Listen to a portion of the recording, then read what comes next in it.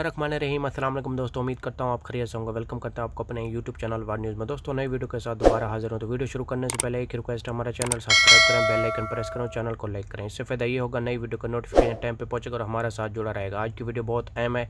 जैसा कि आप लोगों ने थंबनेल में पढ़ा ही होगा कि अबू धाबी हुकूमत ने नया नोटिफिकेशन जारी कर दिया। तो आज हम इस मौजू पर बात करने वाले हैं। टाइम वेस्ट के बगैर चलते हैं न्यूज़ अपडेट की तरफ। देखें, सबसे पहले हम आपको बताते हैं, अगर आप अबू धाबी आते हैं विज़िट पे या एग्रीमेंट वीज़े पे, आपका किसी भी कंट्री से ताल्लुक़ है, पाकिस्तान, इंडिया, बांग्लादेश, तो आप लोगों ने 2 डोज़ अपनी कंट्री से ली हुई हैं कोरोना की, तो तीसरी डोज़ आपको अबू धाबी पे लगवानी होगी और बीसीआर का टेस्ट भी होगा आपका एक। अगर आपका बीसीआर का टेस्ट नेगेटिव आता है तो आपको करतीना नहीं किया जाएगा, आप किसी भी रियासत में जा सकते हैं दुबई की। दूसरी बात यह है कि आप ग्रीन ऑफ कंट्री से अगर आप ट्रैवलिंग करना चाहते हैं तो आप लोगों के लिए भी यही रूल्स हैं। आप लोगों ने अगर एक डोज़ लगाई हुई है तो दूसरी डोज़ भी आपको लेनी पड़ेगी और बीसीआर का टेस्ट भी लेना पड़ेगा। उसके बाद आपको एक वॉच डाल दी जाएगी, यानी कि बाजू में 10 दिन 15 दिन बाद फिर आपका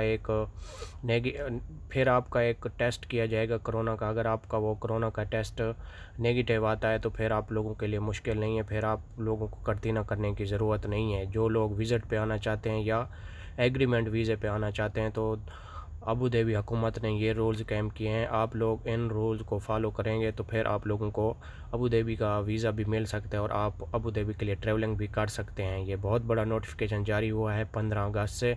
आप लोगों को ये बात याद रखनी होनी चाहिए।